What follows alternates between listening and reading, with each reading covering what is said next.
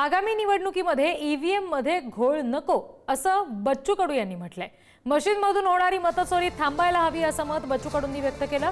आपलं मत कुणाला दिलं हे जाणून घेण्याचा मतदारांना अधिकार आहे असं कडू म्हणाले। घोळ नसला पाहिजे। नामर्दाची औलाद आहे सध्या, सगळे मशीनासमोर करतात, मशीनमधून चोरी करतात। म्हणजे इमानदारीचं होत आहे ते कुठे? तुम्ही साधा निवडणूक आयोगाला मला प्रश्न आहे त्याला का तुम्ही थोडे जरी डोकं असेल, तुम्हाला अक्कल चौथा वर्ग पास असेल तर तुम्ही एक सांगा, संविधान काय म्हणतंय?